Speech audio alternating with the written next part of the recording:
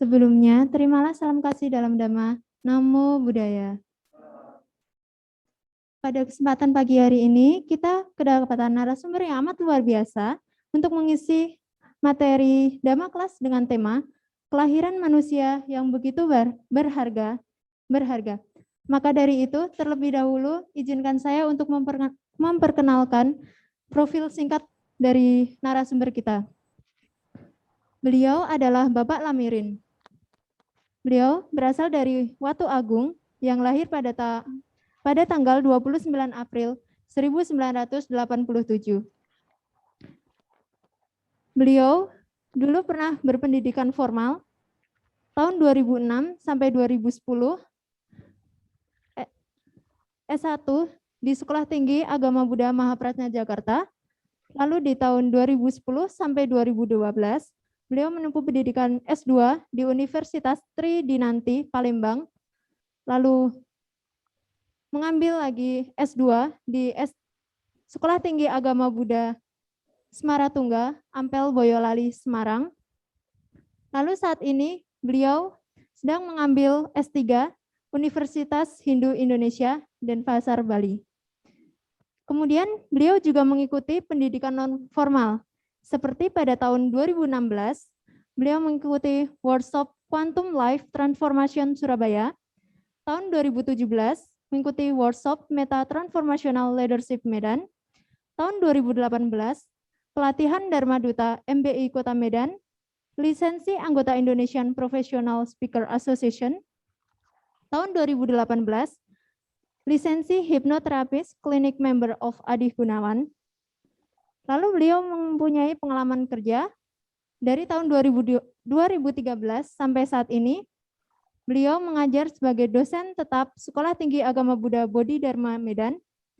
Tahun 2016 sampai saat ini menjabat sebagai Ketua Sekolah Tinggi Agama Buddha Bodhi Dharma Medan. Lalu tahun 2017 sampai saat ini beliau juga mengajar sebagai dosen luar biasa Politeknik Wilmar Bisnis Indonesia Medan. Tahun 2018 sampai saat ini, hipnoterapis klinik member of Adi Gunawan. Tahun 2019 sampai saat ini, pendiri koperasi KMS Berkah Nusa Jaya. Tahun 2019 sampai saat ini, beliau juga menjabat sebagai Sekretaris Yayasan Pendidikan Buddhis Bodhicitta Medan. Demikian profil yang bisa saya sampaikan. Selanjutnya waktu dan tempat saya persilahkan kepada Bapak Lamirin untuk mengisi Dharma kelas pada pagi hari ini. Silahkan. Oke. Selamat siang. Namo Sayang Adi Budaya, Namo Buddhaya. Amitabha. Terima kasih kepada Yang Luhur Samaneri yang telah memperkenalkan saya, dan yang terhormat kepada Suhu Duta Sampi, Ketua Sekolah Tinggi Agama Buddha Mahaprajna. Yang saya hormati Yang Mulia Ibu Sangha, dan yang saya hormati Yang Luhur Samanera, Tanggasila. Ada Tanggasila tidak ini? Enggak ada ya. Semua Samanera, Samaneri. Yang saya hormati dan cukup berbahagia sekali pada pagi hari ini atau siang hari ini mendapatkan kesempatan untuk berbagi yang dikatakan adalah adik-adik alumni. Sebetulnya ada rasa rindu duduk di sana bersama-sama, ada di ruang aula. Itu ada rasa rindunya karena 4 tahun saya duduk di aula ini untuk makan pagi, siang, dan sore ini. Tidak ada duanya pengalaman di sana. Itu betul-betul membawa dampak yang luar biasa untuk masa depan, 5 atau 6 tahun ke depan. Jadi di masa pandemi ini, masa COVID ini, tidak bisa tatap muka, tetapi dengan adanya teknologi yang luar biasa, kita dapat berjumpa walaupun dalam virtual demi kesehatan kita bersama, demi kenyamanan kita bersama. Pabaja juga diadakan. Kepada yang luhur Samanera, ada Samanerinya kan ini kan? Karena nggak gitu nampak. Mas Renda ada ya? Ada Ya, Samaneri. Lengkap ya, ada Samanera Samaneri ya? Ya, Ada Pak. Nah, oke. Ini nggak ada tangga sila ya? Ada 3 kalau nggak 4. Oh ya udah, oke. Pada hari ini merupakan sebuah kebahagiaan ya. Semangat untuk berlatih dan izinkan saya yang luhur Samanera dan yang luhur Samanera dan Angkatan Sila untuk sharing sedikit tentang pengalaman saya. Ya, saya juga berasal dari Mahaprasnya, hingga sekarang pun juga saya masih ingat Mahaprasnya karena 4 tahun digodok, betul-betul ditempa. Ya, walaupun di sana juga tidak sempurna, artinya juga ada kesalahan. Dihukum ya pernah, ya. Tidak kebagian makanan juga pernah. Jadi itu warna-warni hidup apa ya? Pengalaman di Mahaprasna itu betul-betul pokoknya nggak ada duanya. Kalau setelah nanti kalian kita lulus dari sana, ya tentu akan merasakan rindu. Ya mudah-mudahan berapa peserta ini kita? 40 Pak. Nah, siapa tahu 40 betah di sana semua kan prestasi. Ya kan? Oke. Yang luhur, teman-teman semuanya, bahwa saya akan bahas satu topik dan sebetulnya ya sharing saja tentang kelahiran manusia yang begitu berharga. Berharganya di mana sih manusia ini? Kalau kita bandingkan dengan alam dewa dan alam binatang, itu manusia itu lebih berharga daripada binatang dan para dewa sekalipun. Jadi kelahiran manusia itu betul-betul sangat berharga. Mengapa? Kan begitu. Karena untuk menjadi seorang Buddha itu harus ada di alam manusia. Ya. Dan ini perkenalkan, saya juga dikenalkan, walaupun di sisi lain juga menjadi organisasi, aktif di organisasi Buddhis, menjadi penasehat Sidi, sarjana dan profesional Buddhis Kota Medan, dan wakil ketua 5 MBI Kota Medan bidang PSDM, pelatihan sumber daya manusia. Nah, apa sih yang mau kita pelajari pada pagi hari ini? Yaitu ada beberapa poin. Mudah-mudahan bisa tercover semua. Tidak ya, nggak masalah. Yang pertama, kelahirannya manusia berharga. Yang kedua, bagaimana otak manusia berproses dalam membuat keputusan. Yang ketiga, takdir manusia itu seperti apa sih sebetulnya? 4, keterampilan dasar seorang pemimpin. Apa itu sumber daya manusia? Bagaimana sumber daya manusia menjadi modal kehidupan? Dan definisi masalah dan kreatif problem solving. Ini yang akan kita pelajari selama kurang lebih 2 jam ke depan. Nah, teman-teman, gini. Oke. Yang luhur Samanera ada pena, ada pulpen. Ini ada 5 pertanyaan, Silahkan dijawab. Saya kasih waktu 5 menit. Nanti saya minta 1 atau 2 Samanera atau Samaneri untuk menjawab, untuk diberikan, untuk sharing, berbagi. Setuju ya? Setuju ya? Oke.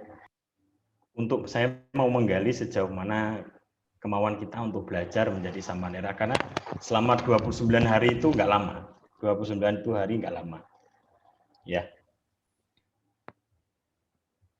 Karena saya sendiri sudah pabaja 8 tahun juga. Itu nggak lama, 8 tahun. Oke.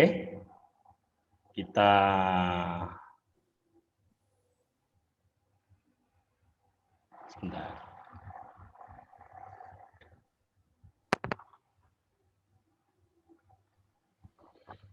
Oke, pertanyaan awal. Apa yang melandasi Anda mengikuti Pak Baja? Yang kedua, apa tujuan Anda mengikuti Pak Baja? Yang ketiga, apa harapan Anda mengikuti Pak Baja? Yang keempat, apa yang Anda mau terjadi pada hidup Anda dalam 1 sampai 29 hari ke depan? Dan 5, apa hal buruk yang akan terjadi jika hal tersebut tercapai? Silahkan dijawab. Saya kasih waktu 5 menit, boleh ya, sama Neri? Silahkan dijawab.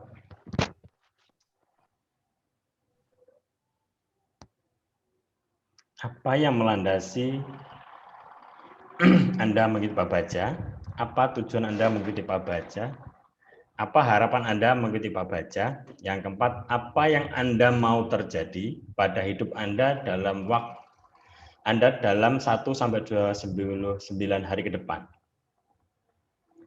Apa hal buruk yang akan terjadi jika hal tersebut tercapai? Mungkin ada pertanyaan dari pertanyaan ini.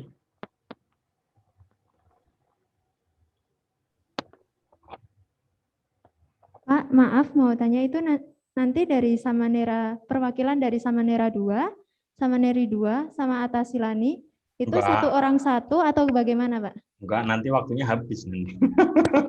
Sama Neri atau sama Nera satu-satu aja, 2 orang jadinya. Oke, baik.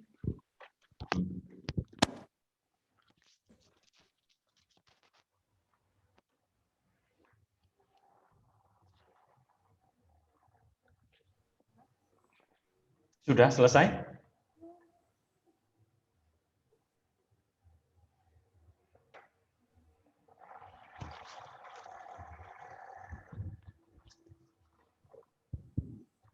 Kalau udah selesai silahkan dijawab. Baik, Silakan presentasi. saya Kevin. Saya ingin menjawab pertanyaan nomor 1 sampai 5. Yang pertama adalah apa yang melandasi Anda mengikuti Pak Baja? Yang melandasi saya mengikuti Pak Baja adalah adanya kesempatan untuk berbuat kebajikan. Selain itu juga yang menandasinya adalah program dari Sekolah Tinggi Agama Buddha Mahaprasna untuk mengikuti Pak Baja sebagai pengganti ospek. Yang kedua adalah tujuan saya mengikuti Pak Baja adalah untuk menjadi lebih baik dari yang sebelumnya. Lalu yang ketiga, harapan Anda mengikuti Pak Baja. Harapan saya adalah memperluas serta memperdalam dharma yang diajarkan oleh para narasumber serta memperluas pengetahuan yang lainnya. Lalu yang keempat, apa yang Anda mau terjadi pada hidup Anda dari hari pertama sampai 29 hari ke depan? Tentunya yang saya mau terjadi atau harapkan adalah kemajuan dan ketenangan batin serta semakin disiplin dalam waktu. Yang kelima, apa hal buruk yang akan terjadi jika hal tersebut tercapai? Saya rasa sih kalau saya menjawabkan nomor 4, berarti nomor 5 itu tidak ada. Sekian, terima kasih. Oke, thank you yang luhur ya. Thank you. Oke, yang satunya. Nanti saya minta klarifikasi dari yang luhur ya.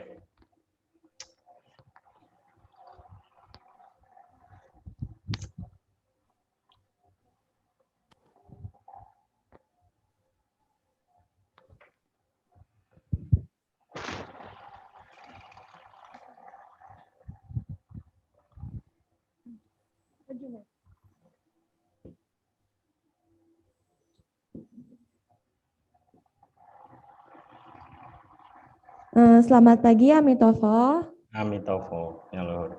Perkenalkan, nama saya Dharma Budi, yang nama asli saya adalah Vela Angelika. Saya ingin menjawab pertanyaan yang pertama, apa yang melandasi Anda mengikuti Pak Baja? Yang melandasi saya untuk ikut Pabaja tuh yang pertama sama untuk pengganti ospek. Jadi Yang ceritanya kedua, dipaksa ya ini. Iya ya. ingin berlatih karena kan selama ini cuma tahu teori-teorinya aja tentang dasar-sila, atas-sila, jadi ingin menjalaninya seperti apa sih rasanya gitu. Jadi secara nggak langsung landasannya dipaksa suhu gitulah ya. Enggak sih. Enggak sih. Oh iya, oke oke oke. Hati Yang ya. kedua, apa tujuan Anda mengikuti Pabaja? Tujuan saya ingin membuat diri saya menjadi lebih baik. Bisa lebih Sekarang belum membuka baik ya? Sekarang belum baik. lebih baik lagi gitu. Oh, lebih baik lagi. Bisa lebih membuka cara pandang saya mengenai diri saya sendiri dan terhadap beberapa hal yang lain. Terus yang ketiga, apa harapan Anda mengikuti Pabaja? Harapan saya dapat meningkatkan kepribadian diri saya. Terus dapat bisa lebih mengontrol perasaan saya yang selama ini masih labil, masih sering emosian, masih sering apalah gitu. Pengen jadi lebih baik lagi. Terus yang keempat, apa yang Anda mau terjadi pada hidup Anda dalam 1 sampai 29 hari ke depan? Yang saya inginkan tuh pasti perubahan karena yang lebih baik dalam segala aspek. Nah, yang kelima, hal buruk yang akan terjadi jika hal tersebut tidak tercapai? Mungkin jangan ada hal buruk yang sampai terjadi sih menurut saya, karena untuk mencegah hal buruk tersebut terjadi kita harus terus memperbaiki, terus belajar dan berlatih agar tidak menimbulkan hal buruk. Oke, yang luhur. Sebentar ya, saya tahan sebentar ya. Ini menarik banget. Poin 4 tadi apa? Poin 4? Perubahan ke arah yang lebih baik dalam segala aspek. Aspek apa saja? Saya tertarik sekali. Segala aspek. Aspek apa saja? 1. Aspek dalam saya bersosialisasi kepada orang-orang. Oke, aspek sosial. Terus? Terus Ayo, aspek apa? ya yang paling utama tuh tentang saya berkomunikasi ke orang-orang gitu, Pak. Oke, gini. Yang paling benar-benar ingin saya perbaiki. Oke, jadi makanya harus clear di sini, teman-teman, bahwa menjawab sesuatu itu harus clear. Indikatornya harus jelas. Saya mau sukses, kan begitu. Semua orang, saya mau bahagia, saya mau sukses. Sukses dalam bidang apa? Kan begitu. Sukses banyak, ada bidang karir, bidang keluarga, ya, spiritual, finansial, dan lain sebagainya. Jadi ada juga yang sukses dalam keluarga, tapi tidak sukses dalam finansial. Toh juga tidak kuat secara fundamentalnya, secara dasarnya. Nah, teman-teman, dari kelima pertanyaan ini, sebenarnya banyak hal yang bisa kita petik, bahwa apa yang melandasi Anda mengikuti Pabaja? Saya yakin dipaksa oleh suhu, karena diwajibkan. Setuju? Setuju. Ini harus jujur dari hati ini. Serius. Karena saya dulu juga dipaksa. Tapi namanya belajar kan pertama dipaksa. Apalagi saya kan orang Jawa ini. Orang Jawa disuruh baca Ticangcing itu, waduh, luar biasa itu. Protes saya sampai ini. Orang Jawa suruh baca bahasa Mandarin ini nggak ngerti juga. Tapi ya namanya belajar itu kan pertama dihafal. Nah, baru dipraktekkan. Memang prosesnya begitu terus. Tapeco sincing dulu sampai 3 bulan, 4 bulan nggak hafal tapeco. Tapi perlahan-lahan juga akan hafal gitu. Nah, teman-teman, bahwa pertanyaan nomor 5 ini adalah pertanyaan kunci ya. Artinya gini. Ketika teman-teman yang luhur ini saya katakan, apa yang Anda mau terjadi 1 sampai 29 hari ke depan? Nggak usah gitulah. Biasanya cewek ditanya, "Dik, mau makan apa?" Jawabnya apa kira-kira? Yang luhur bisa jawab nggak? Ketika ditanya, "Yang luhur mau makan apa?" Ini cewek kan, yang luhur sama Neri. Ketika ditanya, "Yang luhur mau makan apa?" Jawabnya apa? Terserah. Terserah. Kira-kira yang nawar itu bingung nggak? Yang nawarin yang luhur itu, yang luhur mau makan apa? Terserah. Terus kira-kira saya ini bingung nggak kira-kira? Bingung kan? Nah, nggak usah yang nawarin.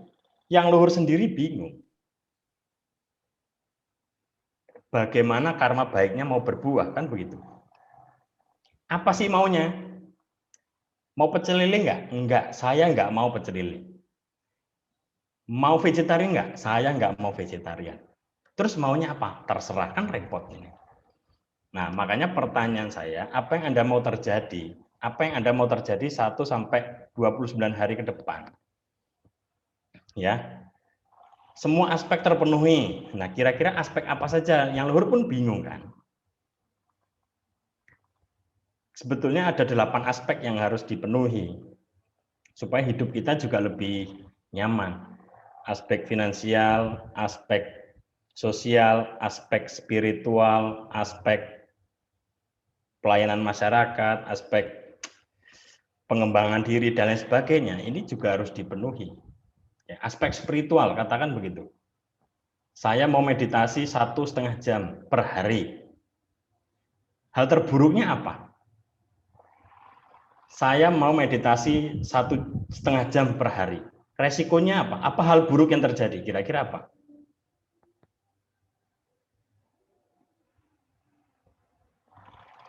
Yang luhur, kan mau tercapai nih. Boleh jawab enggak ini?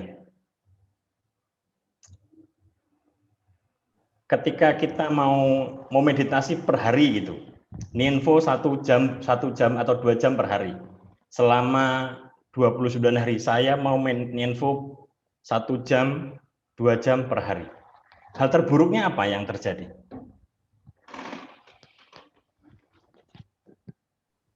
Mungkin mengalami kebosanan, Pak. Kalau meditasi selama 1,5 jam, mungkin awal-awalnya masih kesemutan, masih sakit. Tapi kalau udah beberapa hari gitu, mungkin udah nggak sakit lagi. Mungkin hal buruknya kayak gitu. Betul. Jadi ada sesuatu hal yang harus dikorbankan, maksud saya. Ngerti ya? Ada sesuatu hal yang harus dikorbankan. Saya mau hidup tenang. Caranya, hal buruk apa yang terjadi? Saya harus membagi waktu saya untuk latihan Nianfo. Bisa nggak kira-kira? Nah, ini. Makanya kalau sudah muncul bosan, oke, katakan hal terburuknya bosan. Cara untuk mengatasi bosan itu apa?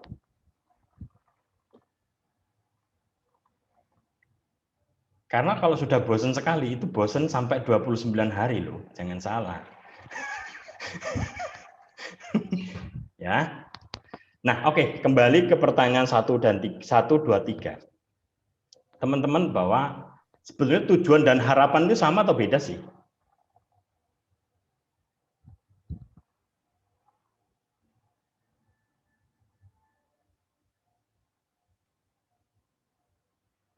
Oke. Coba kita diskusikan. Apa yang melandasi Anda kuliah sih? Siapa yang kuliah di sini? Yang luhur satunya yang cowok tadi siapa?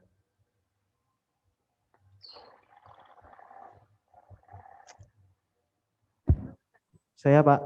Oke, kuliah ya? Kuliah. Semester? Dua. Enggak usah grogi, slow yang luhur. Yang luhur, apa yang melandasi Anda kuliah?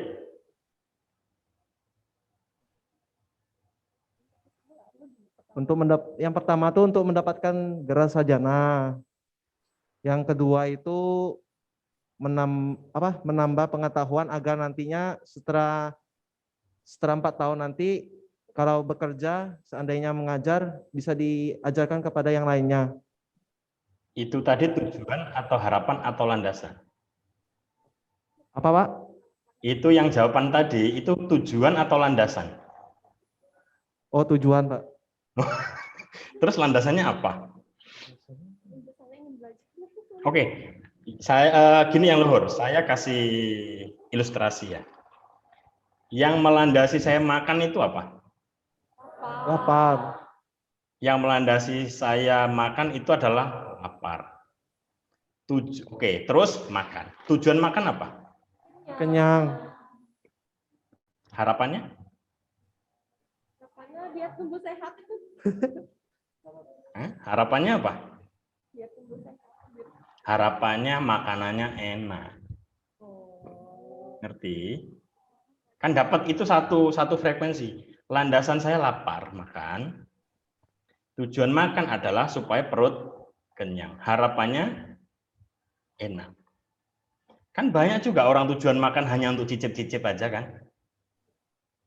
Tidak harus enak. Kan begitu. Nah, demikian juga kita landasan kalian berlatih jadi samanera itu apa sih? Oke, saya sangat setuju lagi dipaksa suhu Santi. Oke, terus tujuanmu apa ngikutin Pak Baja ini?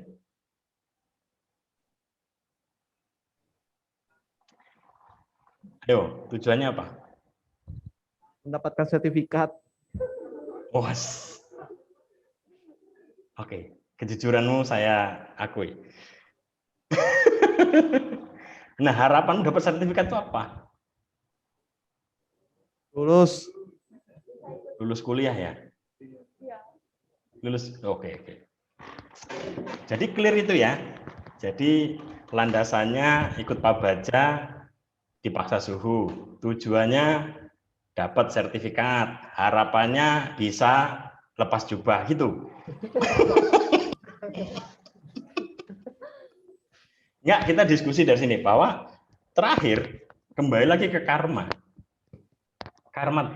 Ketika karma kita tadi, ketika kita mengatakan, oke, dipaksa suhu, kira-kira karmanya apa itu? Baik atau netral atau biasa aja?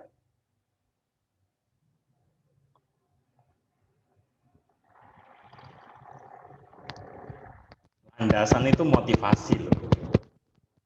Motivasi kita itu apa sih? Ikuti Pak Baja.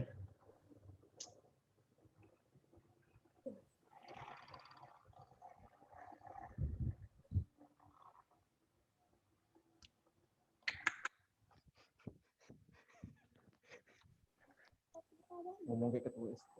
Oke, nggak apa-apa. Ini materi cukup lama. Ini harusnya materi 1-2 jam ini tinggal materi 1 hari ini sebetulnya bahas ini aja.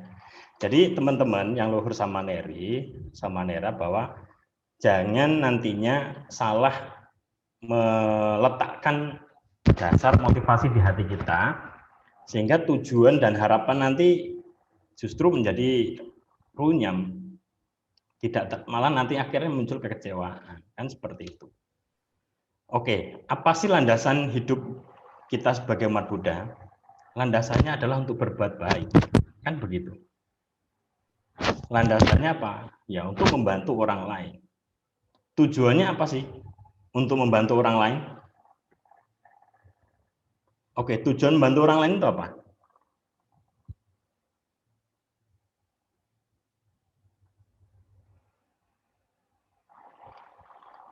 Saya ulangi, landasan kita membantu orang lain, itu kan landasan kita membantu orang lain nih. Tujuannya apa untuk membantu orang lain?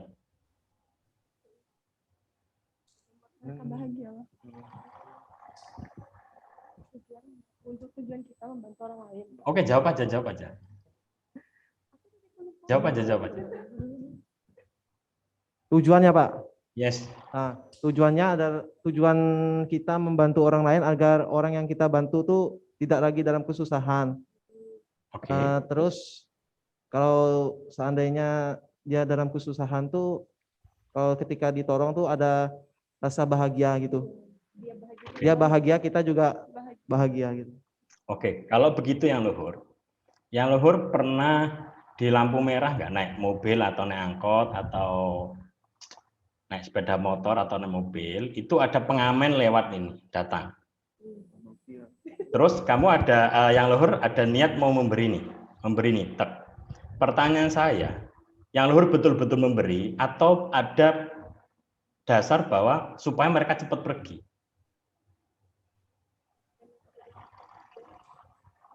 Kalau Kalau saya pribadi sih memang niat memberi itu Pak, bukan menyuruh mengusir mereka biar cepat. Toh kalau dikasih kan langsung pergi, mereka nggak usah diusir. Langsung pergi sendiri Pak, maksudnya gitu. Nggak ada niatan ngusir gitu Pak. Ya nggak ada niat, cuman kan dalam hati kan nggak nyaman kan. Suaranya nggak enak ini. Kasih udah pergi gitu kan. Ah iya Pak, betul. Iya. Kadang-kadang Pak. Kadang-kadang. Nah, Ada yang itu kita belajar bahwa kita ini masih selalu mementingkan diri sendiri. Kita banyak belajar dari pertanyaan ini. Jadi setiap tindakan kita itu pasti ada dasar yang melandasi atau niatnya atau karmanya di sini. Di pertanyaan ini. Makanya selalu cross check. Hati kita ini cross check. Apa yang melandasi saya ikut Pak Baja? Oke, dipaksa suku. Katakan dipaksa suku. Bisa nggak kita switch landasan kita? Bisa. Bisa. Oke, landasan apa? Mau berbuat baik. Betul-betul saya mau berbuat baik. Tujuannya apa sih? Ingin hidup bahagia. Ingin happy. Perlu harapan enggak kalau hidup happy? Kalau happy, perlu harapan enggak?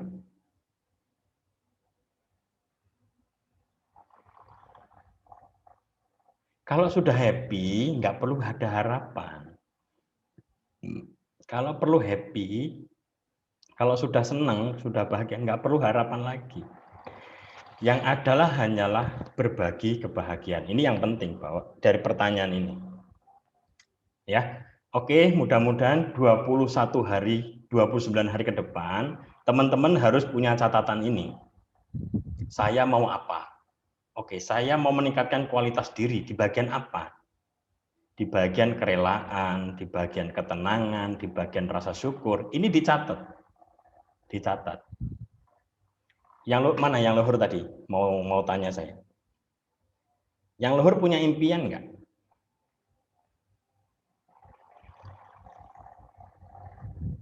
Ya jawab lah. Enggak apa-apa. Punya Pak. Punya ya. Ditulis atau di angan-angan? Angan-angan. Wah, itu berartinya bukan impian namanya. Tapi khayalan. Impian itu ditulis. Ya. Saya waktu kuliah juga ada tulis-tulis itu. Tapi untuk pribadi, bukan untuk orang lain. Ya, jadi harus tulis impian, ditulis teman-teman yang luhur sama Nera, sama Neri, tangga sila itu ditulis impian. Jangan jadi khayalan. Itu nanti khayalan kosong. Khayalan nggak tahu, nggak ada arahnya. Ya, jadi ini pertanyaan kunci bahwa teman-teman untuk jadi manusia berharga selalu tanyakan ketiga pertanyaan ini. Dan pertanyaan keempat itu bisa dirubah. Apa yang saya mau 1-5 tahun ke depan? 4 tahun ke depan. Oke, 4 tahun ke depan saya mau lulus dengan predikat cum laude nilai 4 semua. Ya, itu ditulis ya. Ditulis. Oke. Jadi, apa hal buruk yang terjadi jika hal tercapai? Ya, semuanya ada konsekuensi yang harus dimiliki. Jadi ketua, apa resiko hal terburuknya? Nggak ada waktu lagi untuk keluarga. Mungkin seperti itu. Oke. Pertanyaan-pertanyaan ini nanti selalu menjadi sebuah kebiasaan di mana setiap melakukan kegiatan acara, membuat kita punya visi tersendiri, punya cita-cita, apa yang melandasi saya mau jadi suhu, mau jadi bante, atau mau jadi pengusaha. Ini apa yang melandasi saya, begitu loh. Ya, karena banyak juga orang sukses terakhir juga enggak bahagia hidupnya, kan seperti itu. Kan baru-baru ini juga terdengar bahwa seorang ya tadi bahwa sudah sukses secara finansial tapi dia hatinya kering karena landasannya kurang pas.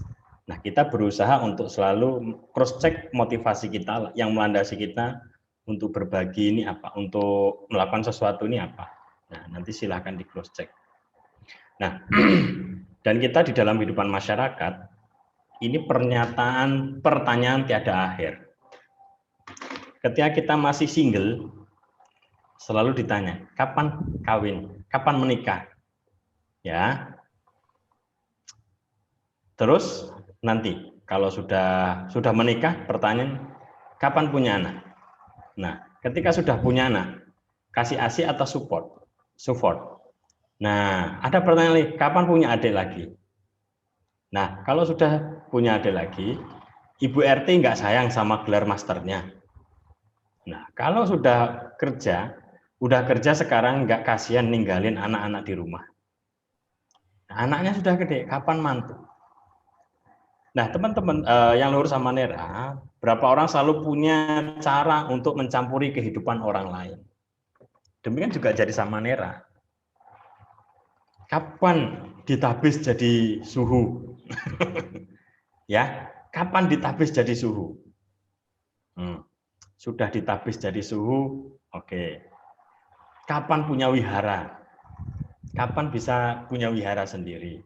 Ketika sudah punya wihara sendiri, kapan punya murid lagi? Sudah punya murid berapa? Sudah punya murid 1. Muridnya di mana saja? Nah, ini orang ini punya setiap orang omongan orang ya, bahwa selalu punya cara untuk mencampuri kehidupan kita. Ya. Jadi orang lain itu punya banyak cara untuk mencampuri kehidupan kita. Ya. Jadi nanti kalau kuliah ditanyain kan, sudah lulus belum? Oke, sudah lulus nih, sudah lulus. Kerja di mana? Udah kerja. Kalau di rumah udah lulus sarjana, nggak kerja-kerja. Nah, sudah kerja. Terus gajinya pas-pasan. Ya, jadi sarjana gaji kecil. Ini dan lain sebagainya. Dan ini pertanyaan yang dilontarkan oleh tetangga, saudara, dan lain sebagainya. Ini pertanyaan tiada akhir, teman-teman. Yang luhur sama Nera, sama Neri. Nah, kalau kita ini tidak bisa mengontrol di dalam diri kita ini, sehingga kita larut dalam pertanyaan-pertanyaan itu. Jadi hidup kita ini untuk memenuhi pertanyaan orang lain, kan repot. Ya, kalau kita hidup ini hanya untuk memenuhi keponya orang, ya repot. Jadi bagaimana kita punya kemandirian di dalam belajar ya untuk hidup. Nah, ini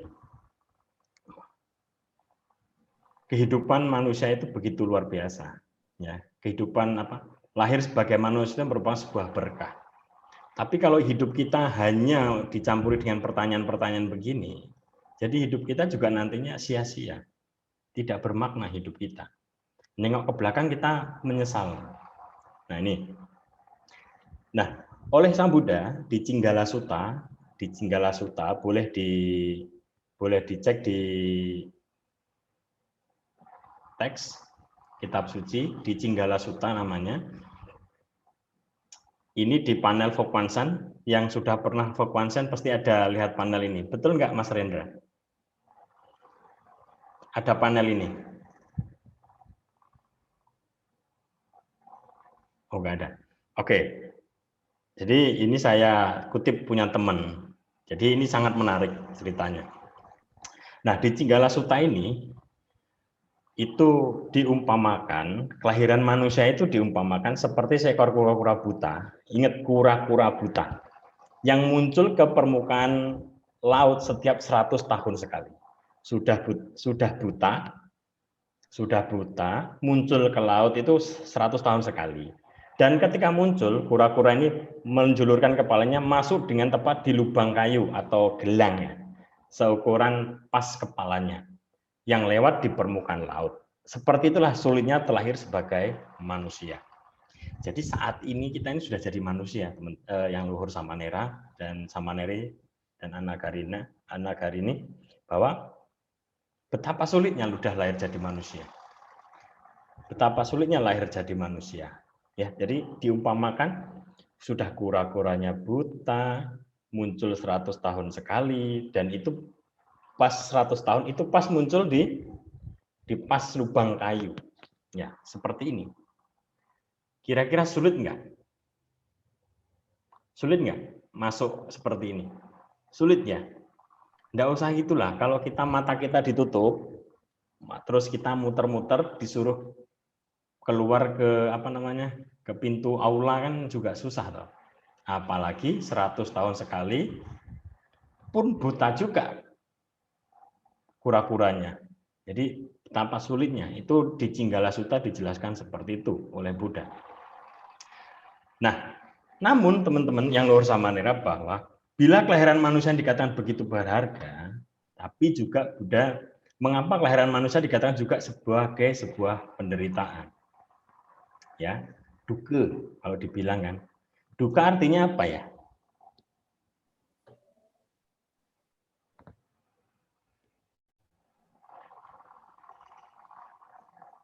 Dikatakan bahwa dibandingkan binatang dan manusia dan dewa, manusia itu jauh lebih berharga. Ya, bedanya di mana sih antara dewa dan binatang ini dengan manusia ini? Perbedaannya di mana? Apa yang membuat berharga? Kira-kira teman-teman di sini yang luhur mau terlahir di alam surga atau alam manusia kalau kelahiran yang akan datang? Boleh? Tadi siapa yang mau jawab? Ada yang mau jawab? Ada yang mau terlahir di alam surga atau mau terlahir di alam manusia lagi? Ada yang bisa jawab? Bisa dibantu?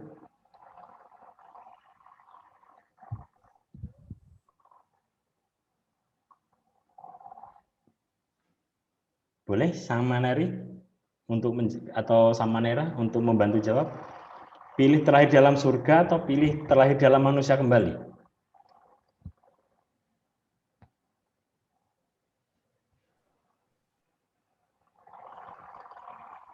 Oh, nggak ada suaranya nih.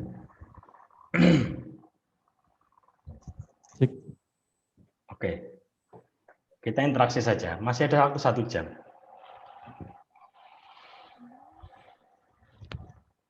Mitovo, Pak. Ya. Kalau saya perkenalkan dulu deh, nama saya Dharma Chandra.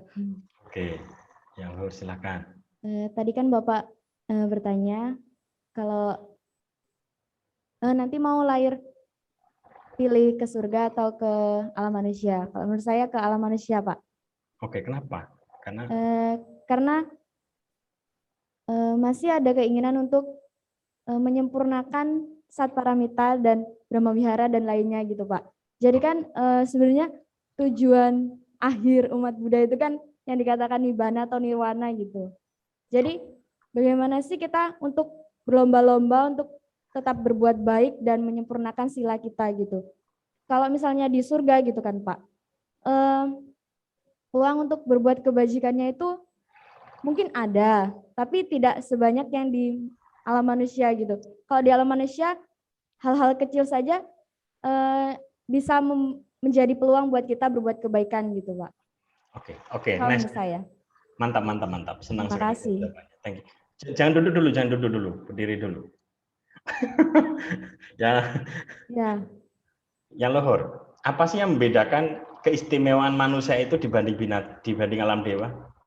Kan di alam dewa tinggal mau apa, tinggal ada, kan begitu. Manusia harus berjuang loh. Apa keistimewaan manusia dibanding dewa maupun alam binatang? Keistimewaannya, kalau manusia itu... Oke, tidak usah dijawab. Keistimewaannya adalah kemampuan berpikir yang luhur. Iya. Kita sebagai manusia punya kemampuan berpikir.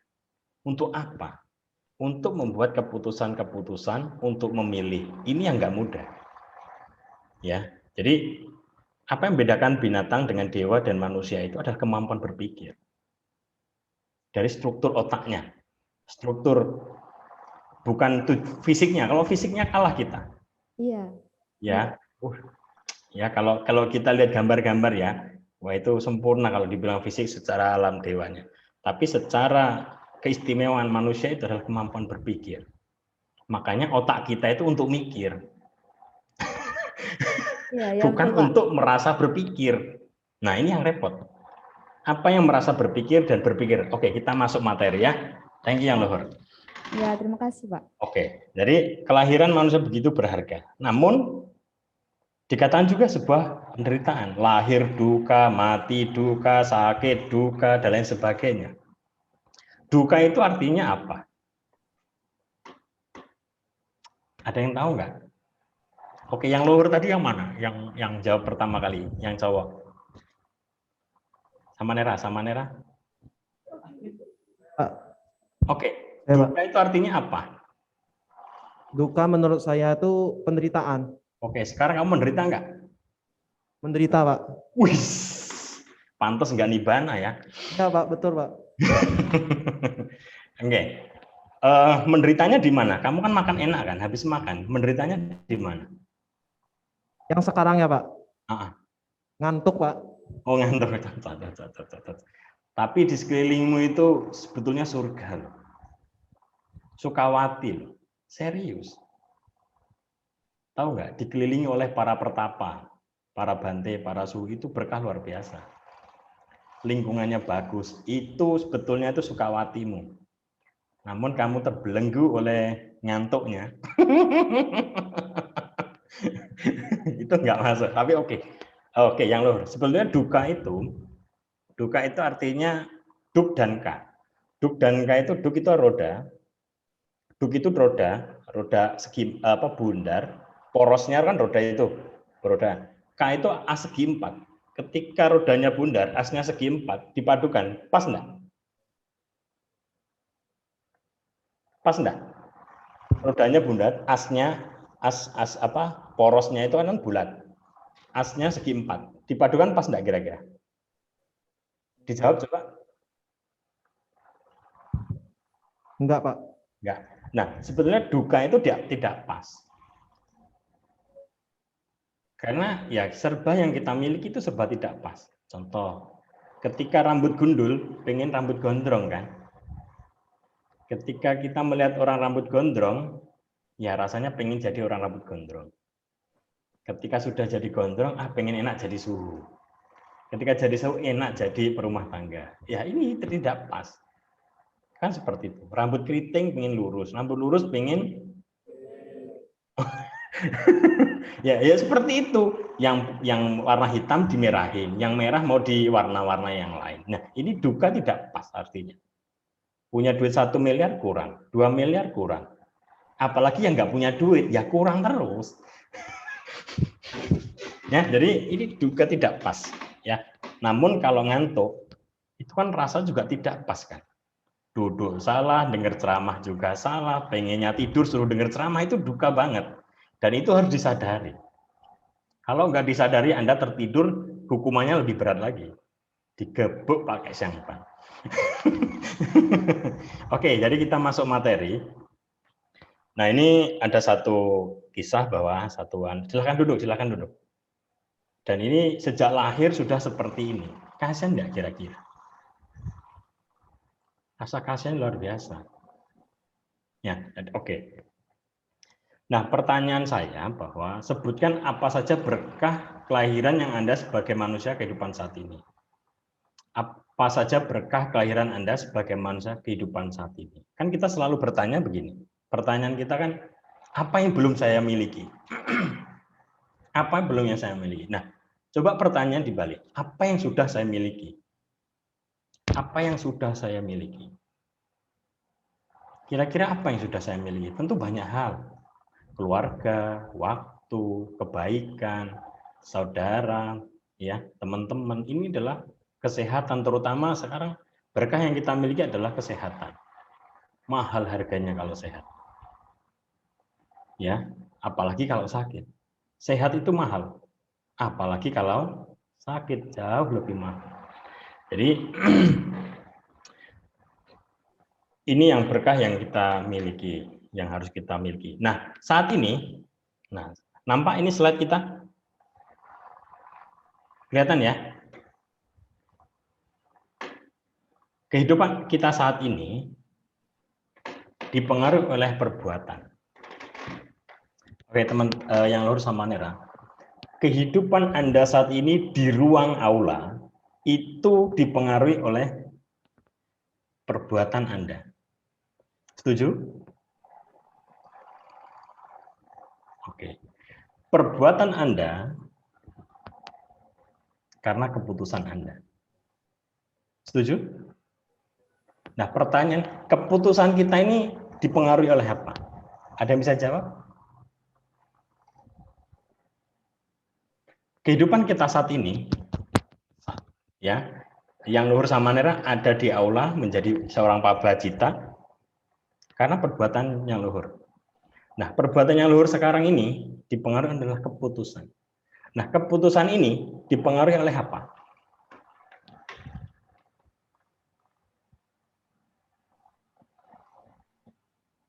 Jadi sama Nera itu keputusan siapa?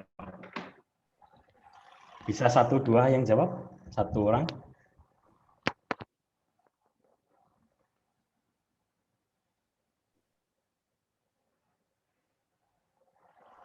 Sama Neri, bisa minta 1 orang untuk jawab? Untuk interaktif?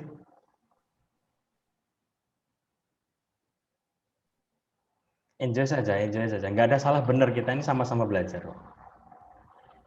Kehidupan Anda saat ini dipengaruhi oleh perbuatan kita. Perbuatan kita dipengaruhi oleh siapa?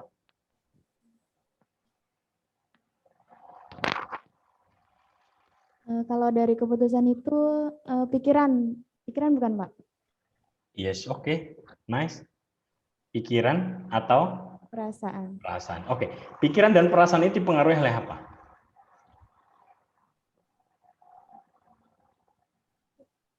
Ini abidama loh, cuman ini kan prosesnya seperti ini sebetulnya.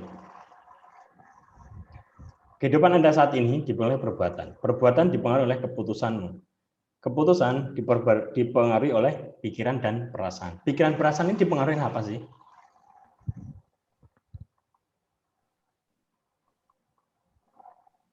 Oke.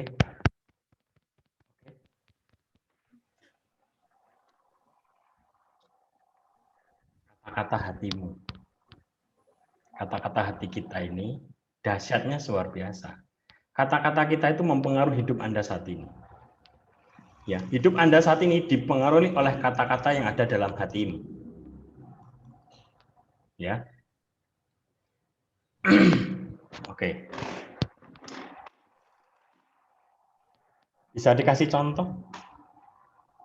Pikiran biasa bisa nggak? Siapa yang labil tadi ya, yang menjawab dirinya labil? Sama Neri ya? Mana? Saya minta contoh kasus labil. Ini gampang kok.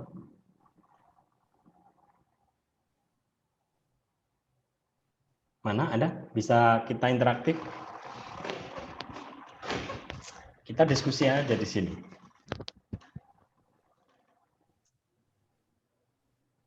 Tes. Baik Pak, saya akan menjelaskan kelabilan saya. Biasanya di wanita kan pasti mempunyai siklus Pak, yang namanya PMS gitu Pak. Oke. Nah, di saat PMS itu kadang-kadang emosi saya tuh nggak stabil, jadi kayak ngadapin apa tuh cepet-cepet emosi gitu Pak. Saya udah berusaha untuk ya sabar, semua orang juga pernah kayak gitu, maksudnya orang lain tuh ngelakuin kesalahan gitu Pak. Terus aku tuh marah gitu Pak, emosi liatnya gitu. Udah mikir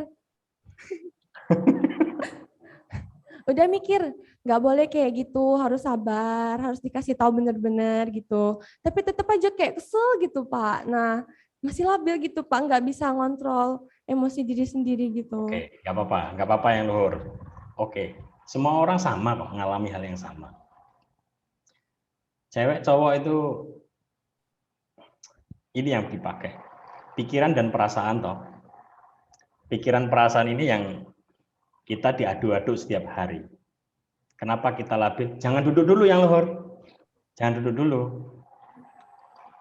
Nggak usah. Oh.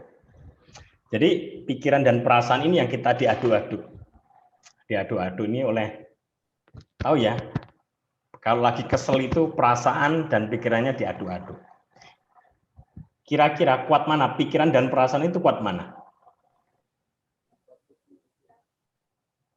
Oke, yang luhur bisa mic-nya dipakai.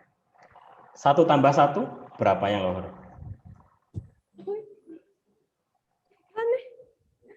1 tambah 1 berapa?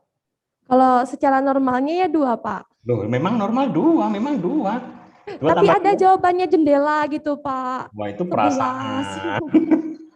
Itu perasaan. Wah, ini perasaan ini. 3 tambah 3? 6, 6. 6 tambah 6? 12. Nah, itu pakai pikiran kan, jawabnya mikir kan. Iya. Nah, apa bedanya manusia dengan dewa itu adalah kemampuan berpikir, bukan kemampuan merasa. Itu nanti dulu. Ya, bukan merasa yang tadi asumsi. Ya. Karena kita ini kan jago asumsi. Orang dikira nyinggung, orang lihat mata dikira tidak suka. Nah, ini kan merasa saja, merasa mikir, kan begitu. Nah, ini repot. Kalau orang jatuh cinta itu yang luhur, kira-kira pakai pikiran atau perasaan? Tes perasaan, Pak. Pakai perasaannya. Kalau dinasihati kira-kira mau denger enggak? Enggak. Pasti ngikut perasaan sendiri, Pak. Oh. Bilangnya gini, kalian nggak ngerasain jadi nggak tahu. Ya itu kan pakai perasaan. Coba kalau mikir, nanti kalau sudah mikir kan baru nyesel. Nah, jadi yang perlu kita olah di sini apa sih? Kata-kata ini. Kata-kata kita dalam hati ini yang perlu kita olah, perlu kita sadari. Makanya perlu nenvo, perlu wipasana. Ini supaya apa? Kata-kata yang muncul dalam hati itu lebih jernih. Lebih jernih dalam hati. Nah, ketika hati kita ini sudah baik, sudah jernih dalam pemikiran, maka pikiran perasaannya ini kan saling support kan. Nah, ketika pikiran dan perasaan itu membuat keputusan gampang atau tidak?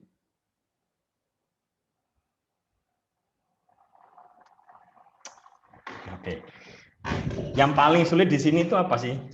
Dari proses kata-kata, pikiran, perasaan, dan keputusan. Yang paling sulit itu di antara yang mana? Membuat apa? Membuat keputusan, Pak. Nah, membuat keputusan ini sulit banget. Karena ada kata apa di sini? Ada kata putus.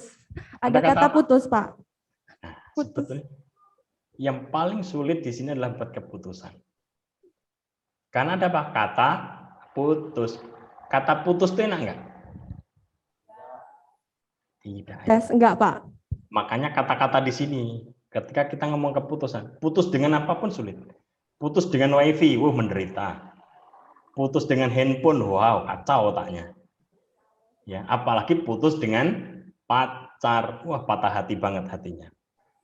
Ya mudah-mudahan sama Neri ini kan nggak pacaran, jangan sampai putus cinta. Kalau sudah nggak pacaran nggak putus cinta. Maka Cupatkai kan bilang, beginilah cinta, deritanya tiada. Patkai semua nanti gitu.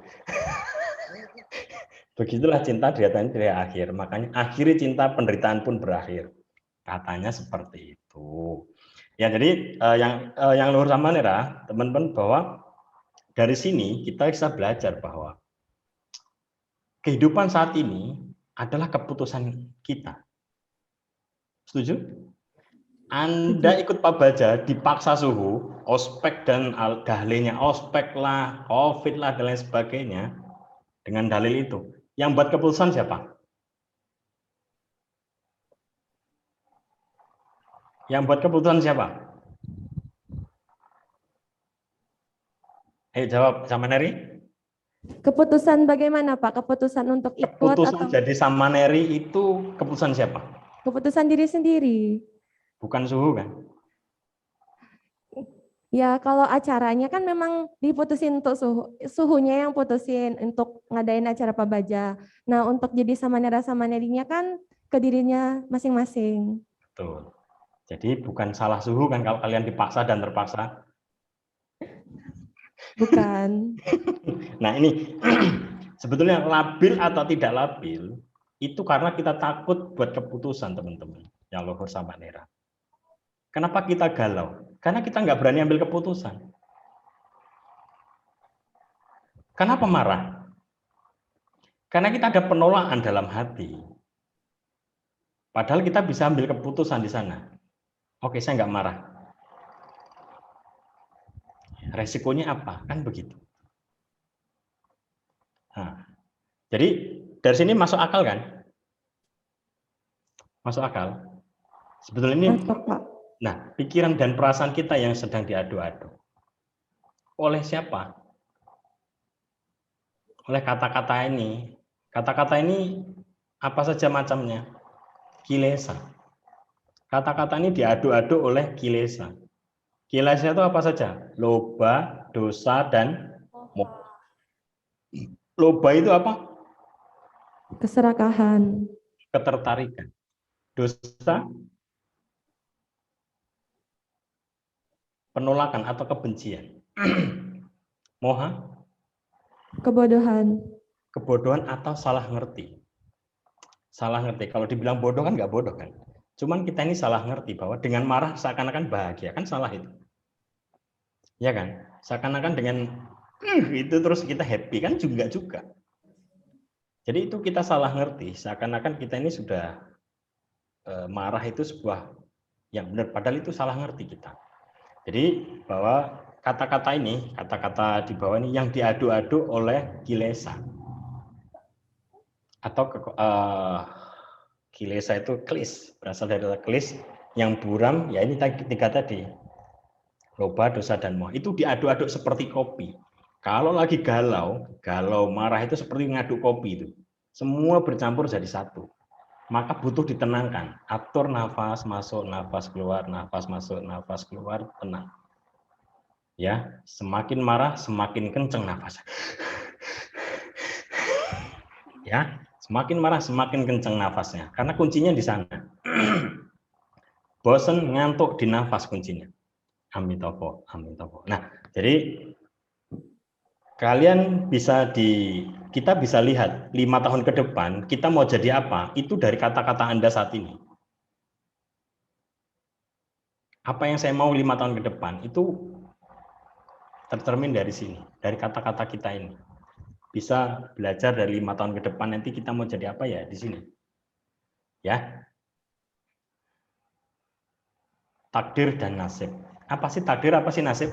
Silakan duduk sama Neri. Ada yang bisa jawab enggak? Oke, katakan di agama Buddha tidak mengenal takdir dan nasib. Oke, enggak apa-apa. Ini pemahaman secara umum saja. Karena kalau kita kan lingkungannya kita Kristen, Katolik, Hindu, Muslim mengenal dengan takdir dan nasib. Nah, kita pemahaman secara global takdir nasib. Apa sih takdir? Dan apa sih nasib? Mungkin satu sama Neri untuk tanya diskusi kita. Ada yang mau tanya juga boleh. Boleh tanya langsung juga nggak apa-apa.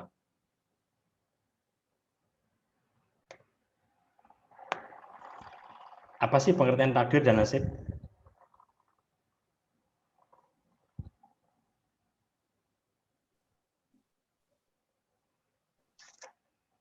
Kalau tahu ini nanti lulus jadi sama Neri.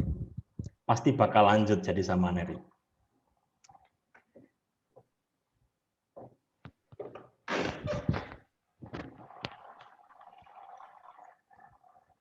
Ada sama Neri yang mau takdir dan nasib?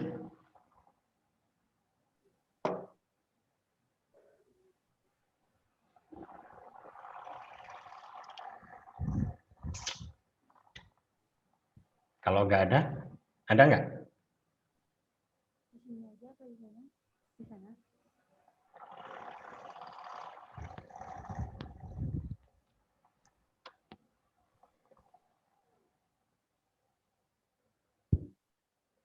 Amitofo, Pak. Ya. Sebelumnya perkenalkan, nama saya Samsraya.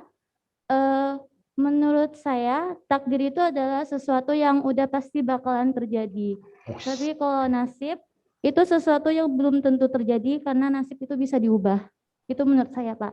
Oke, mau tanya, yang bakal terjadi itu apa? Ya, takdir. Ya, apa itu? Penasaran saya itu. Sudah pasti terjadi itu apa? seperti kematian. Oke, 1.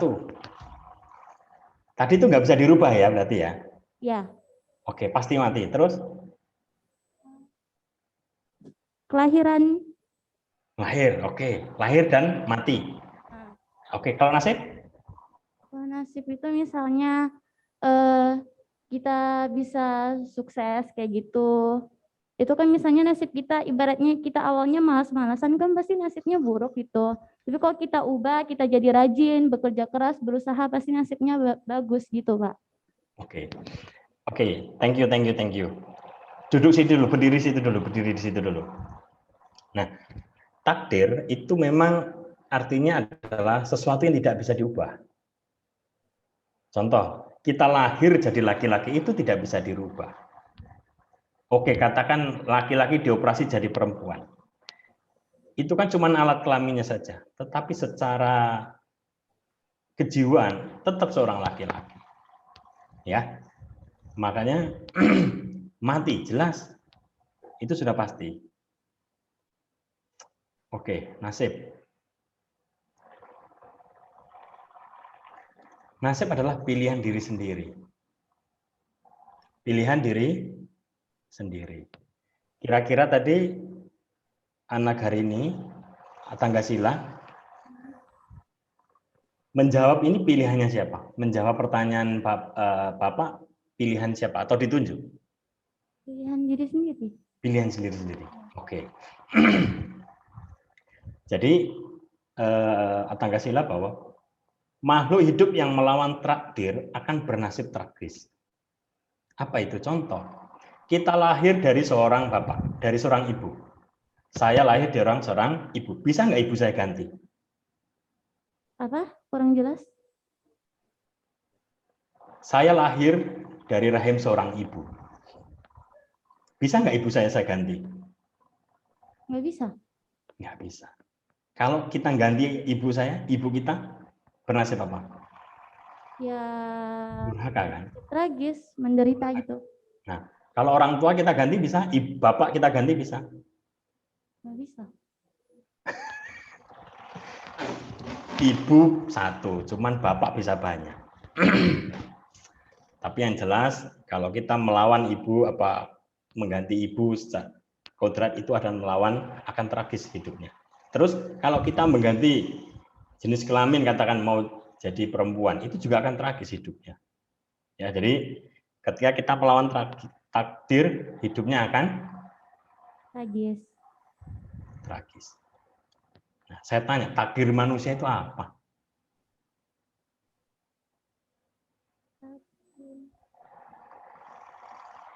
Kan lahir dan mati.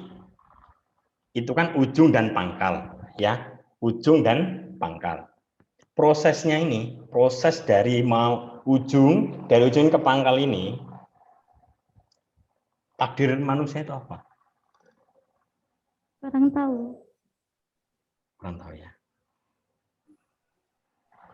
Nih. Ya.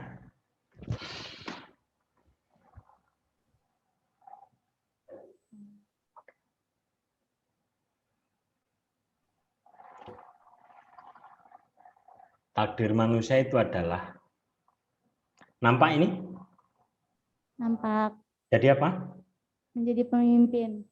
Itu loh teman-teman, bahwa takdir kita sebagai manusia itu adalah menjadi seorang pemimpin. Sejalan dengan Dhammapada ayat 1. Mano Rupa. Ya, silahkan dibaca. Artinya adalah, pikiran adalah pemimpin, ya. Pikiran adalah pelopor, pikiran adalah pembentuk. Nah, demikian juga takdir manusia adalah menjadi pemimpin. Yang paling sulit adalah memimpin apa? Diri sendiri. Oke, memimpin diri sendiri. Ada nggak manusia dipimpin oleh binatang? Nggak ada. Nggak ada ya? Semua dipimpin oleh manusia? Ya. Betul ya? Kambing dipimpin siapa? Manusia. Manusia. Ayam dipimpin? Manusia. Manusia. Sapi dipimpin? Manusia. Oke, manusia dipimpin kera ada? Apa? Manusia dipimpin kera ada? Mas nggak kedengeran. Nggak apa-apa, nggak apa-apa. Oh, nggak ada. Nggak ada.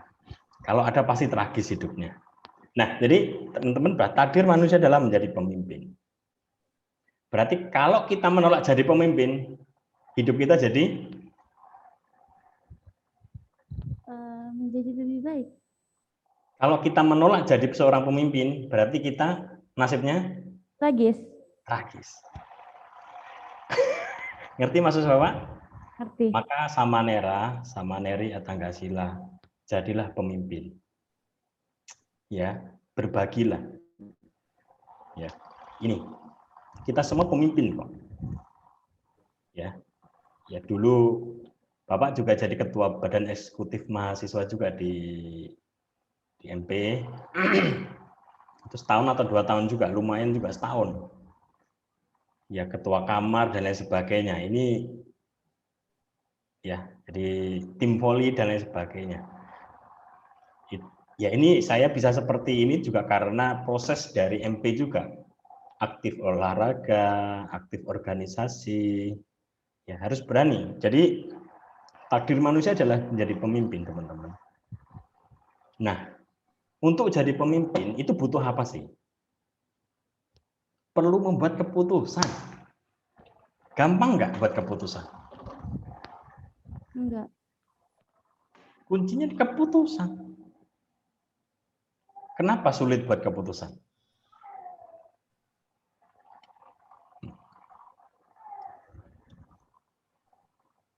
Takut menerima konsekuensi. Kenapa susah membuat keputusan? Takut menerima konsekuensi atau resiko. Ini yang kita sebagai anak anak asrama, kadang kita takut dikritik, takut dihujat, takut dicela dan lain sebagainya. Justru ini yang nantinya hidup kita tragis. Kalau tidak berani mengambil konsekuensi. Oke. Yang luhur samaneri sudah mengambil keputusan menjadi samanera dan samaneri. Konsekuensinya apa? Oh, ganti atanggasila. Sudah ambil konsekuensi, ambil atanggasila. Resikonya apa? Konsekuensinya apa?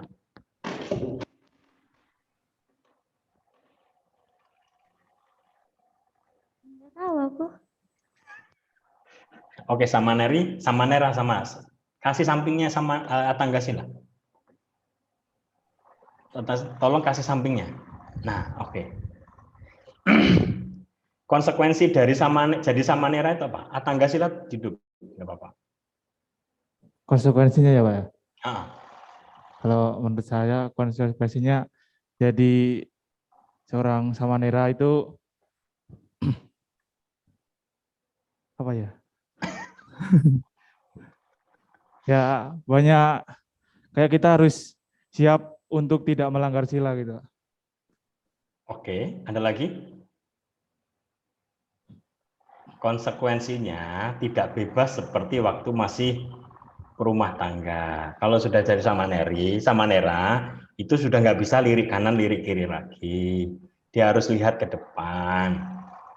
Lihat cewek sudah nggak lirik lagi, fokus, itu resikonya, konsekuensinya. Ya, karena apa-apa, konsekuensi dari mengambil keputusan yang luhur. Terus, menerima konsekuensi. Ketika menerima konsekuensi, kita berarti mengambil tanggung jawab. Tanggung jawab dari seorang samanera itu apa? Menjalankan sila itu, Pak. Satu, kedua.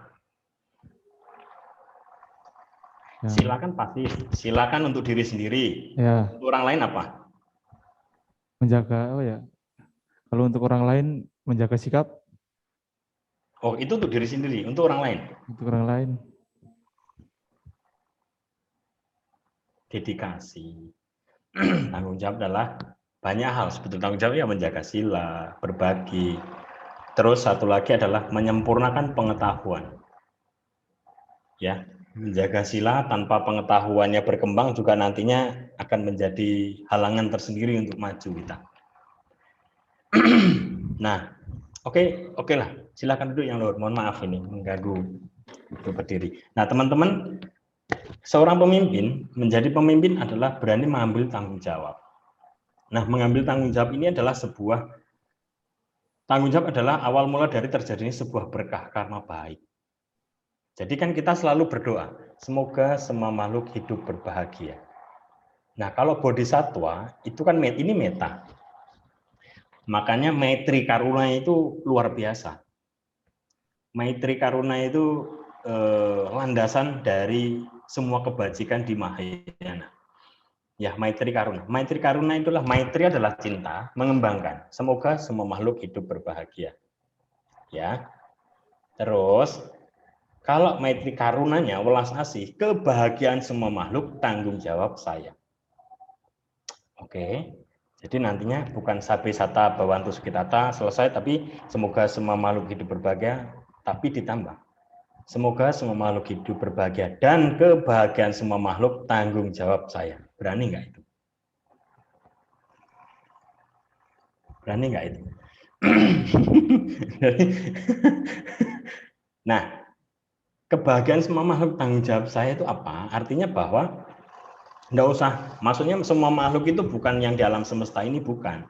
Tapi ya kebahagiaan temanku adalah tanggung jawab saya. Kebahagiaan mamaku tanggung jawab saya. Kebahagiaan papa tanggung jawab saya. Kebahagiaan adik tanggung jawab saya. Nah, dari hal-hal kecil ini kan nanti dibagi kelompok nih. Ya. Ketika ada teman terlambat atau terlambat bangun, itu bisa dibangunkan. Bagi kedisiplinan peserta itu tanggung jawab saya. Kebahagiaan peserta tanggung jawab saya. Nah, inilah sifat Maitri Karuna yang harus dimiliki oleh kita. Karena apa? Sebagai pimpinan.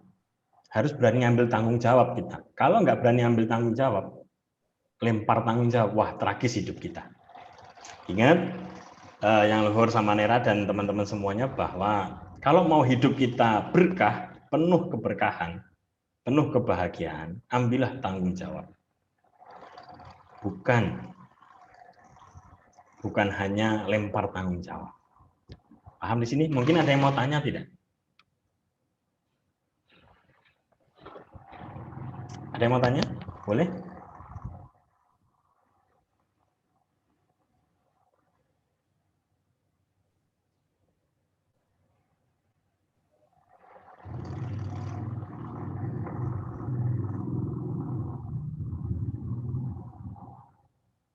Oke, nggak ada ya, nggak ada yang mau tanya. Ada pertanyaan ini, siapakah aku? Ini perlu dijawab masing-masing, siapakah aku? Jadi untuk deskripsi diri sendiri ini, untuk jujur terhadap diri sendiri ini bagus banget. Ya, siapakah aku? Ditulis, aku adalah seorang apa, begitu, silahkan. Nah, aku adalah bagian dari otak. Ya, ada bagian otak di bagian kita. Nah, otak itu ada tiga.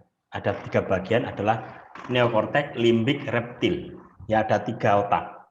Ada otak neokortek, reptil, limbik. Ya.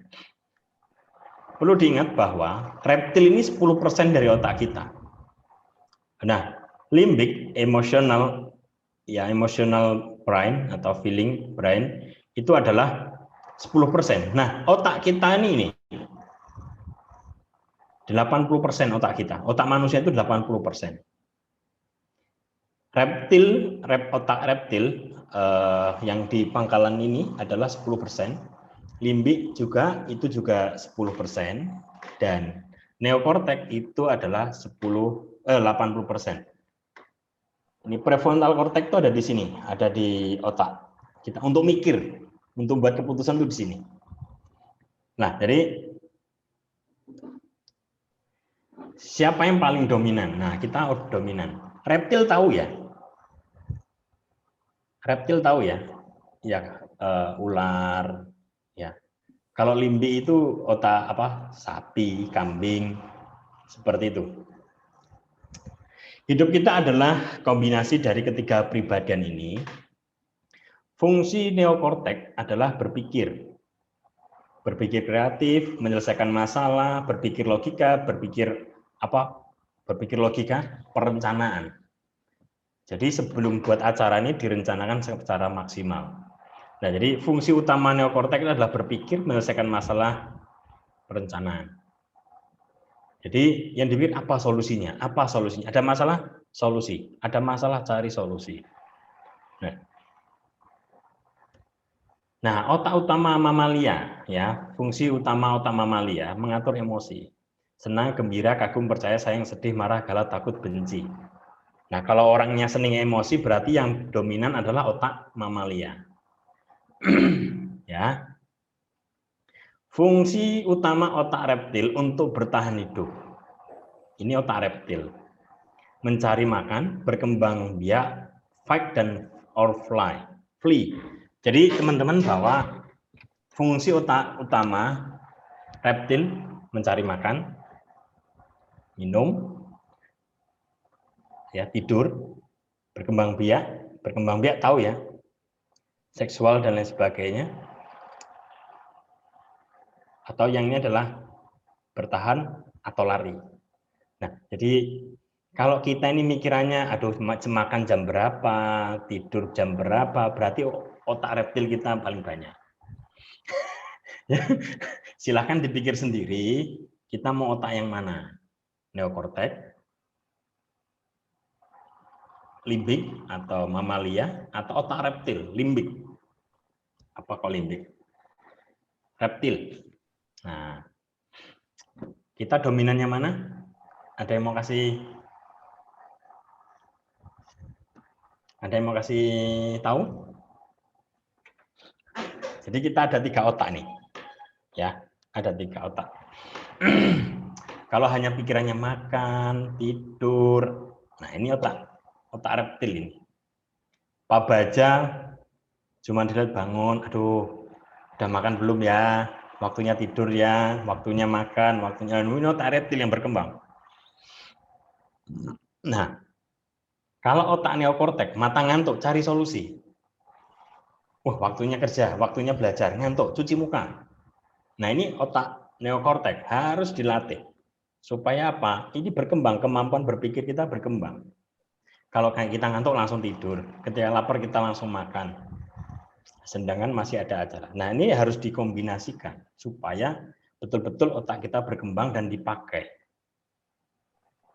Ya, bukan hanya perutnya aja yang berkembang, tapi juga otaknya, kemampuan berpikirnya juga harus kita kembangkan. Apalagi jadi Samaneri Atanggasila itu adalah panutan umat Buddha.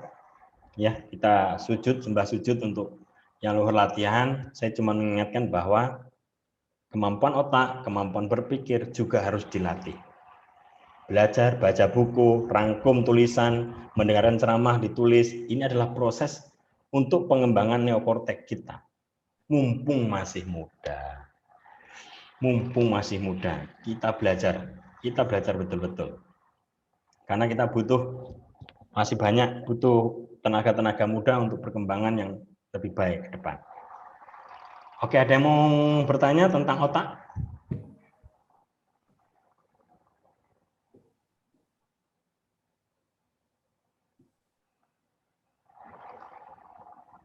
Nah, dalam hidup kita sebagai manusia, ketiga hal ini umum diterjemahkan menjadi ini. Mencari makan, berkembang biak, atau bertahan, atau ya. Contohnya gini, boleh minta satu Samaneri?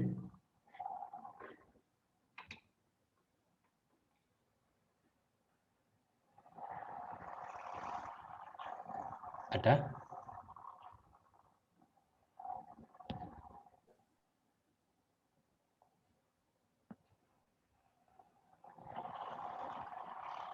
Ada satu Samanera atau Samanera, mau saya tanyain.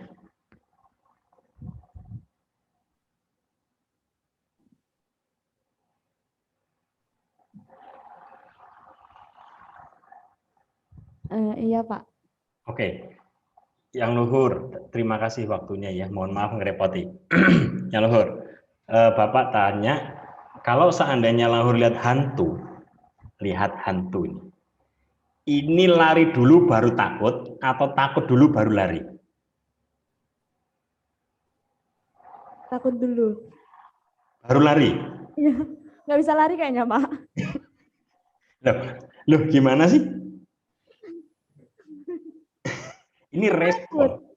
Nah, ini respon. Ini namanya otak reptil ya begini. Lari dulu baru takut atau takut dulu baru lari. Tapi kalau kita takut dulu nggak akan bisa lari. Iya. Langsung terkencing-kencing di. Ya betul. Jadi sifat reptil ya seperti itu. Lari dulu baru takut. Lari sekenceng-kencengnya kan seperti itu. Ya bahkan ada yang sampai lompat pagar itu nggak bisa dinyanyi, tiba-tiba itu bisa lompat pagar. Padahal kalau normal itu nggak bisa. Tapi dengan daya yang bus tadi, wah langsung bisa lompat ternyata.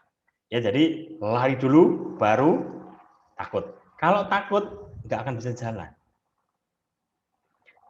Makanya kalau seorang pengusaha itu, kalau takut duluan, kan ada dua nih, buka usaha baru takut gagal atau takut gagal baru buka usaha.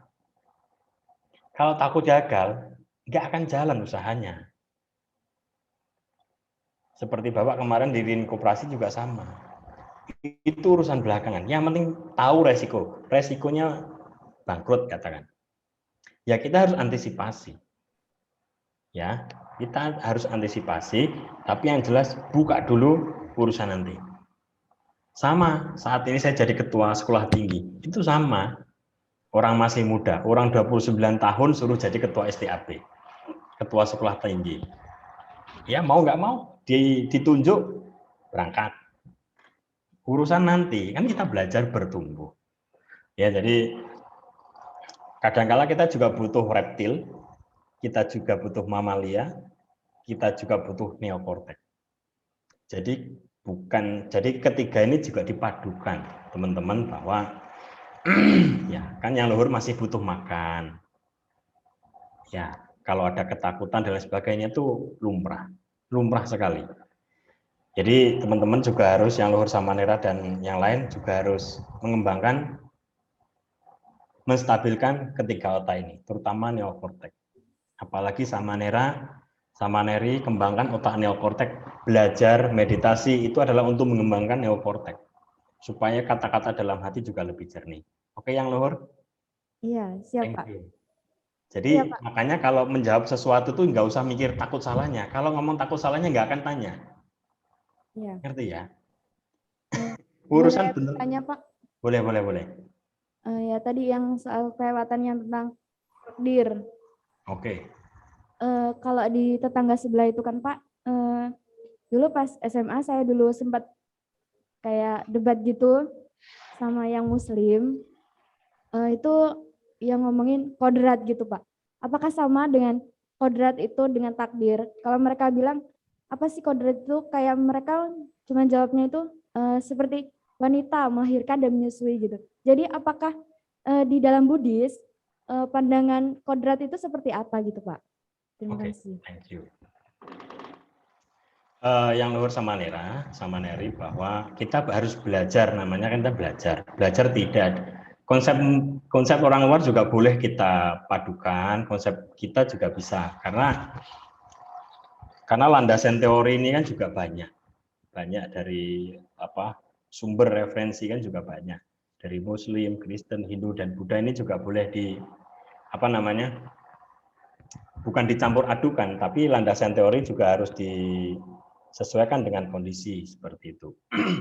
Nah, kodrat dengan takdir, sebenarnya di Buddhis sendiri, takdir itu ya lebih kepada karma sih. Ya, lebih pada penjelasan tentang karma.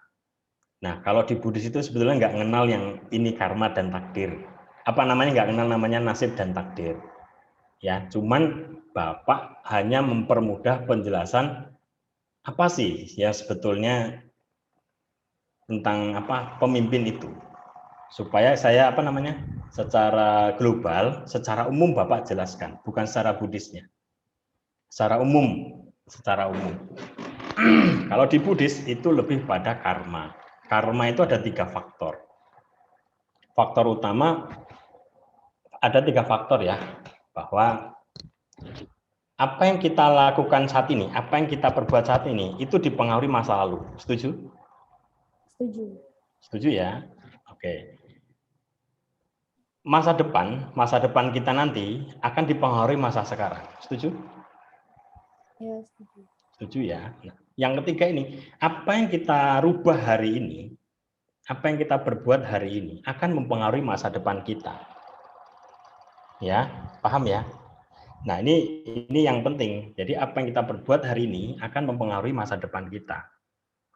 Nah, ini poin ketiga ini yang betul-betul kalau kita mau merubah masa depan kita, ya kita harus rubah masa sekarang ini. Itu yang lebih sebetulnya Buddhis ajarkan ke sana. Cuman kan kita juga nggak apa-apa belajar dengan agama yang lain tentang konsep takdir dan nasib. Karena kalau kita bicara di umum, ya kita harus belajar juga kan. Seperti itu. Tapi kita lebih pada ke karma. Dan itu karma ini juga luas sekali. Karma ini luas banget. Dan kodrat wanita itu adalah menyusui dan lain sebagainya ya. Banyak kok wanita yang nggak menyusui. Setuju? Iya, Banyak. setuju.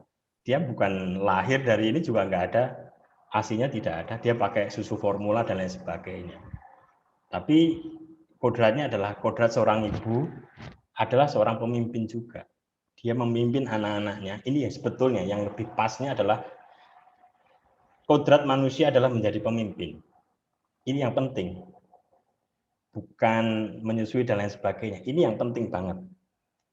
Dan Buddhis juga di Dhammapada pertama adalah mengatakan pikiran adalah pemimpin. Dan ini adalah salah satu dari manusia adalah mano, itu adalah pikiran juga. Ya, yang bersama Neri ya. Jadi banyak hal yang kita harus pelajari.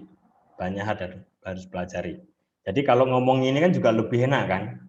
Iya. Takdir manusia itu apa sih? Menyusui dan lain sebagainya itu sudah sesuatu yang lumrah. Tapi kalau ditanya, apa sebetulnya takdir manusia? Ini loh, memimpin. Ini yang penting. Di Buddhis ngajarin tentang itu tidak? Ngajarin. Di Dhammapada ayat 1. Silahkan dibaca itu. Itu konsepnya luar. Apa yang kamu pikir, itulah yang kamu terjadi. Enak atau Buddha itu? Apa yang kamu pikir, itulah yang akan terjadi. Mau sukses sama Neri? Iya. Coba cek hatimu. Mendukung tidak? Mendukung. Diusahakan untuk mendukung, Pak. Loh, jangan diusahakan. Kadang-kadang saya mau kaya. Saya mau kaya. Hatinya, ketika siapa yang mau kaya, angkat tangan. Terus saya tanya, uang adalah apa? Yang luhur saya tanya, uang adalah apa yang luhur? Materi. Yang penting sih, Pak. Menunjang untuk kehidupan di alam manusia. Oke. Teman saya tanya, kamu mau kaya? Mau. Uang itu adalah alat Uang adalah alat Bukan. Uang adalah sumber penderitaan. Wah, kacau saya bilang.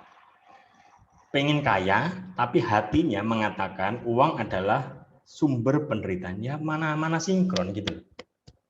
Mana sinkron. Jadi hati kita ini itu harus plong, harus betul-betul happy. Jadi ketika kita sudah happy melakukan sesuatu itu dengan ringan saja.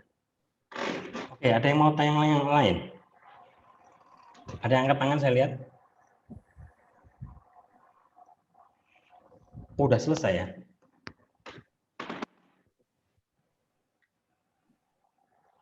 Oke. Ada waktu lagi mau tanya? Wah, ini materiku masih separuh.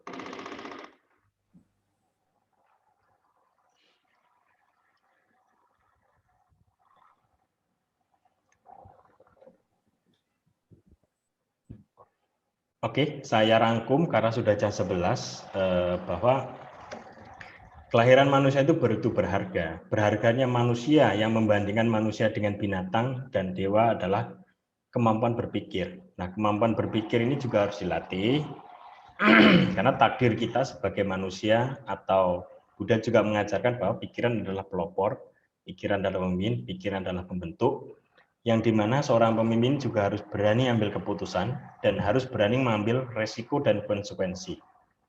Dan ketika kita sudah berani mengambil sikap resiko dan konsekuensi, kita harus bertanggung jawab.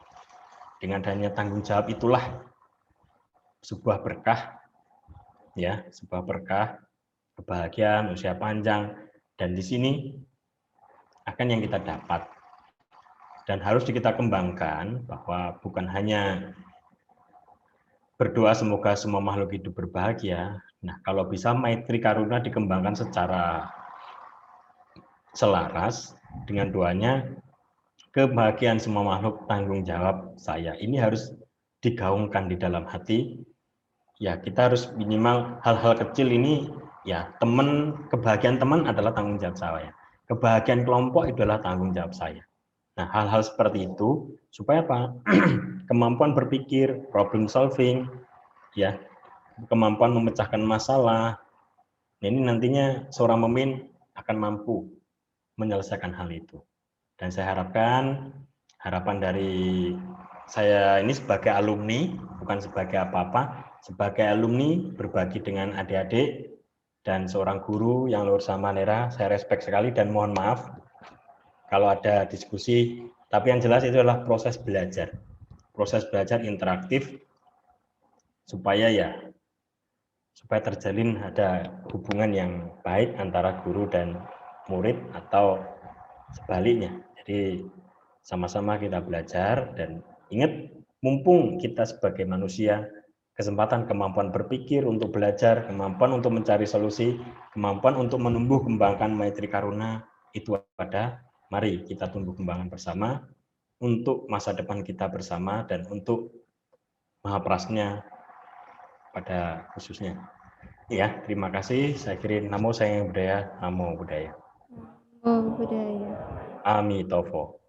Amin. Thank you.